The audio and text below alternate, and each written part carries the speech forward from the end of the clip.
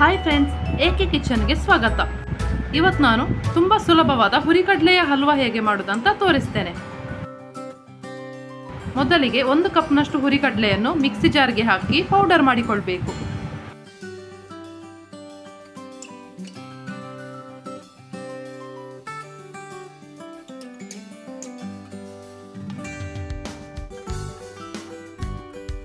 ಈಗ ಒಂದು ಬಾಣಲೆಯಲ್ಲಿ 2 ರಿಂದ 3 ಸ್ಪೂನಷ್ಟು ತುಪ್ಪ ಹಾಕಿಕೊಂಡು ಪುಡಿ ಮಾಡಿಟ್ಟ ಹುರಿಗಡಲೆಯನ್ನು ಫ್ರೈ ಮಾಡಿಕೊಳ್ಬೇಕು.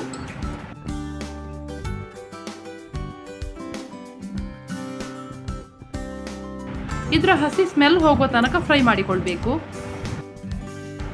ಲೈಟ್ ಆಗಿ ಇದರ ಕಲರ್ ಕೂಡ ಚೇಂಜ್ ಆಗ್ತದೆ. 5 ರಿಂದ 10 ನಿಮಿಷ ಈ ರೀತಿ ಫ್ರೈ ಮಾಡಿದ್ರೆ ಸಾಕು. ಈಗ ಒಂದು ಪಾತ್ರೆಯಲ್ಲಿ 1.5 ಕಪ್ನಷ್ಟು ಬೆಲ್ಲಕ್ಕೆ 2 ಕಪ್ ನೀರು ಹಾಕಿ ಕರಗಿಸ್ತಾ ಇದ್ದೇನೆ. ಬೆಲ್ಲದ ಬದಲು ಸಕ್ಕರೆ ಕೂಡ ಉಪಯೋಗಿಸಿಕೊಳ್ಳಬಹುದು. ಇದು ಪೂರ್ತಿಯಾಗಿ ಈ ರೀತಿ ಕರಗಬೇಕು.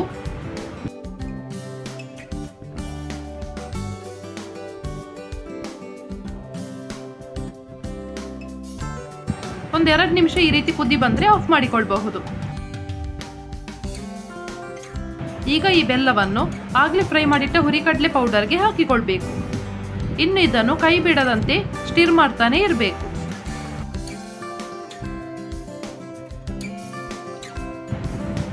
ಇದು 5 ರಿಂದ 10 ನಿಮಿಷ ತಗೊಳ್ತದೆ.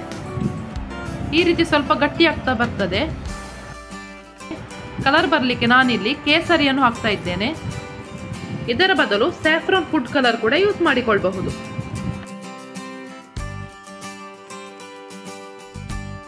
ಮನೆಗೆ ಯಾರಾದರೂ ಸಡನ್ ಆಗಿ ಗೆಸ್ಟ್ಗಳು ಬಂದರೆ ಇದನ್ನು ಸುಲಭವಾಗಿ ಮಾಡಿಕೊಳ್ಳಬಹುದು.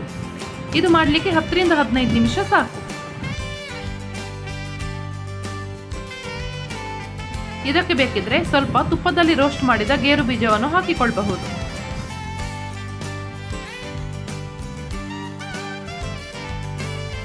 ಹೀಗೆ ಮಿಕ್ಸ್ ಮಾಡ್ತಾ ಇರುವಾಗ 2 ರಿಂದ 3 ಸ್ಪೂನಷ್ಟು ತುಪ್ಪ ಕೂಡ ಹಾಕಿಕೊಳ್ಳಬಹುದು.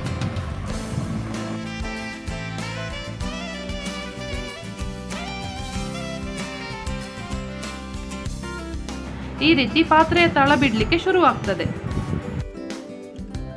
ಈ ರೀತಿ ತಳ ಬಿಡ್ಲಿಕ್ಕೆ ಸ್ಟಾರ್ಟ್ ಆದಾಗ ಇದನ್ನು ಆಫ್ ಮಾಡಿಕೊಳ್ಳಬಹುದು. ಇದನ್ನು ಬಿಸಿ ಬಿಸಿಯಾಗಿ ತುಪ್ಪದೊಟ್ಟಿಗೆ ಸರ್ವ್ ಮಾಡಬೇಕು.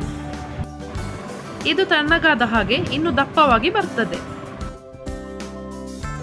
ಈ ರೆಸಿಪಿಯನ್ನು ನೀವು ಕೂಡ ಟ್ರೈ ಮಾಡಿ ನೋಡಿ.